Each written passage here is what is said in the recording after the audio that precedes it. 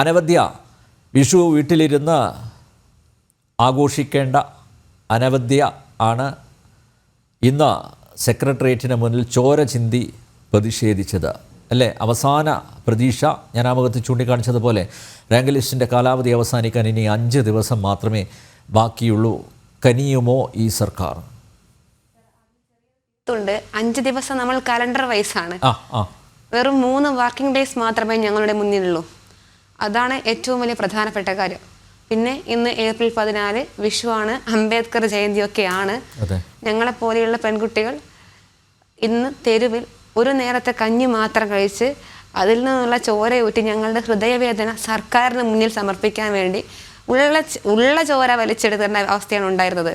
എല്ലാവരും വിഷുക്കണി കാണും, ഞങ്ങളും വെച്ച ഒരു കൊച്ചു വിഷുക്കണി. ആ വിഷുക്കണി എങ്ങനെ ഉണ്ടായതെന്ന് ആരും ഇതുവരെ ചോദിച്ചിട്ടില്ല. അത് ഞങ്ങളൊരു ഒരു ഭിക്ഷയ്ക്ക് വേണ്ടി ഒരു ബക്കറ്റ് അവിടെ കെട്ടി തൂക്കിയിട്ടുണ്ട്. അതിൽ സന്മനസ്സുള്ള കുറച്ച് ആൾക്കാർ കുറച്ച് പൈസ ഇട്ടു. അതുകൊണ്ട് ഞങ്ങൾ കൊച്ചു വിഷുക്കണി ഒരുക്കി. വിഷു സദ്യ ഞങ്ങൾക്കില്ല, കഞ്ഞിയായിരുന്നു. രാത്രി കഞ്ഞി ബാക്കിയുണ്ടെങ്കിൽ രാത്രി കഴിക്കും. പിന്നെ വിഷു കോടി, അതും മുഷിഞ്ഞ വസ്ത്രങ്ങൾ മാത്രമായിരുന്നു.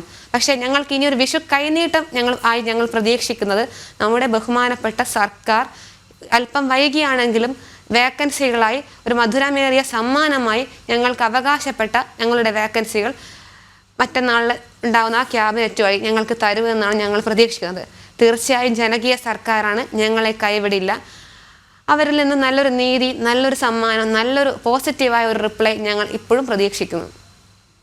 അനവധ്യ ഹാർഡ് വർക്ക് ചെയ്താണല്ലോ അനവധ്യ ഉൾപ്പെടെയുള്ളവർ അല്ലേ ഈ നിലയിൽ എത്തിയത് അല്ലെ? ഒരു ജോലി, ഒരു സർക്കാർ ജോലി മാത്രമല്ല, യൂണിഫോം ധരിക്കുക, ആ ഒരു സ്വപ്നം ഉണ്ടല്ലോ. അതുകൊണ്ടാണല്ലോ ഇതിൽ ഫിസിക്കൽ ടെസ്റ്റ് ഉണ്ട്. വെറും റിട്ടൺ ടെസ്റ്റ് മാത്രമല്ലല്ലോ, ഫിസിക്കൽ ടെസ്റ്റ് എല്ലാം കഴിഞ്ഞിട്ടാണ് റാങ്ക് ലിസ്റ്റ് ഇപ്പോൾ നിലവിൽ വന്നിരിക്കുന്നത്. അതിൻ്റെ കാലാവധിയാണ് അവസാനിക്കാൻ പോകുന്നത്. മാത്രമല്ല ഈ ഏജ് ഓവർ ആകുന്ന ഒരുപാട് വനിതകളുമില്ലേ? തീർച്ചയായും ഞാൻ ഉൾപ്പെടെ ഏജ് ഓവർ ആവുന്ന വനിതകളാണ്. ഇത് മറ്റൊരു ലിസ്റ്റ് പോലെയല്ല, സ്റ്റേറ്റ് വൈഡ് ലിസ്റ്റാണ്. പിന്നെ ഇതിന് മുൻപേയും WCPO എക്സാംസ് ഒക്കെ നടന്നിട്ടുണ്ടായിരുന്നു. അതിനൊക്കെ കട്ട് ഓഫ് 45.67 ഒക്കെ ആയിരുന്നു. പക്ഷേ ഞങ്ങളുടെ എക്സാമിൻ്റെ കട്ട് ഓഫ് 15 മാർക്ക് കൂടി 60.67. ചരിത്രത്തിൽ ആദ്യമായിട്ടാണ് WCPOക്ക് ഇങ്ങനെ ഒരു കട്ട് ഓഫ് വന്നത്. അപ്പോൾ നമ്മൾ തന്നെ ഒന്ന് ആലോചിച്ച് നോക്കിയാൽ ഒരു എക്സാം ഇത് മുൻ വർഷങ്ങളിലേക്കാളും 15 മാർക്കൊക്കെ കൂടി വരിക, സ്വാഭാവികമായും ഈ എക്സാം എഴുതുന്ന ഉദ്യോഗാർത്ഥികൾ എന്ന നിലയ്ക്ക് ഞങ്ങൾക്ക് വരുന്നൊരു കോമൺ സെൻസ് എന്ന് പറഞ്ഞ ഒരു ഐറ്റം ഉണ്ട്. അതായത് കട്ട് ഓഫ് കൂടുതലാണ്, ലിസ്റ്റ് ഷോർട്ട് ലിസ്റ്റാണ്, അതിലുള്ള ഉൾപ്പെട്ടവരുടെ റാങ്ക് ലിസ്റ്റ് ഉൾപ്പെട്ടവരുടെ എണ്ണം ചെറുതാണ്. പിന്നെ ഇതിൻ്റെ കഷ്ടപ്പാടൊക്കെ പറയുകയാണെങ്കിൽ ഞാൻ ഒരു പെൺകുട്ടിയാണ്, എൻ്റെ വീട്ടിൽ 2 പെൺകുട്ടികളാണ്. അപ്പോൾ തീർച്ചയായും പലരും പറഞ്ഞ് ഞാൻ കേട്ടിട്ടുണ്ട്, നിന്റെ സ്ഥാനത്ത് ഒരു ആൺകുട്ടിയാണെങ്കിൽ അച്ഛൻ സഹായിച്ചേനെ, വല്ല ബക്കറ്റും സഞ്ചിയൊക്കെ എടുത്ത് വല്ല പഠിക്കുമ്പോൾ അച്ഛൻ സഹായിച്ചേനെ, നിന്നെയൊക്കെ ഇത്ര പഠിപ്പിച്ചതുകൊണ്ട് എന്ത് ആയി എന്നൊക്കെ. പിന്നെ ഞാൻ ഫിസിക്കലിയൊക്കെ നമ്മളെ നന്നായിട്ട് കളിയാക്കുമായിരുന്നു. അപ്പോൾ എൻ്റെ മനസ്സിൽ ഉടലെടുത്ത ഒരു വാശിയുണ്ട്, ഈ പറഞ്ഞവർക്കൊക്കെ ഒരു മറുപടി കൊടുക്കണം.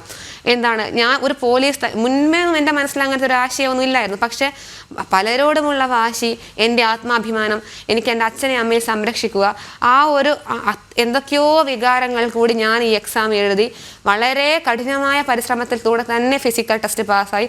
അപ്പോൾ മെഡിക്കൽ സർട്ടിഫിക്കറ്റ് ഒക്കെ ഞങ്ങൾക്ക് വേണം.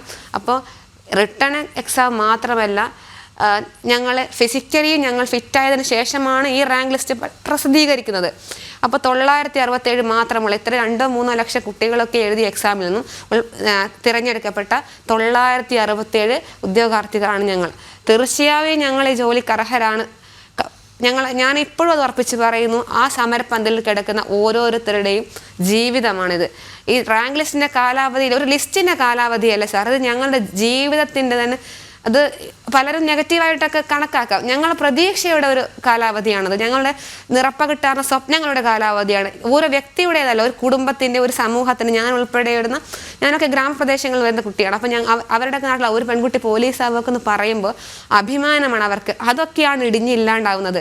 പിന്നെ ഞാനൊക്കെ ട്യൂഷൻ എടുത്തൊക്കെ പഠിച്ച് കഷ്ടപ്പെട്ട് രാവിലെ ട്യൂഷൻ എടുത്ത് വൈകുന്നേരം ക്ലാസ്സിന് പോയി വീണ്ടും ഗ്രൗണ്ടിൽ പോയി 7 മണി മുതൽ 11 മണി വരെ ട്യൂഷൻ എടുത്ത്. അപ്പോൾ ഞാൻ എൻ്റെ കുട്ടികളോട് പറയുന്ന കാര്യമുണ്ട്, മക്കളെ പഠിക്കണം. അവർ ചേച്ചി പഠിക്കാൻ സമയമില്ലെന്നൊക്കെ പറയും. അപ്പോൾ ഞാൻ പറയും, കണ്ടില്ലേ ഞാൻ പഠിക്കുന്നുണ്ട്, ഫിസിക്കലിൽ പോകുന്നുണ്ട്, ടെസ്റ്റ് പോകുന്നുണ്ട്, അതുപോലെ നിങ്ങൾ പഠിക്കണം, നമുക്ക് ജോലി കിട്ടും, നമ്മളെ സമൂഹം ആദരിക്കും, ഇതുവരെ കളിയാക്കരുത്, നമ്മളെ ബഹുമാനിക്കും, നമുക്കൊരു വില വരും.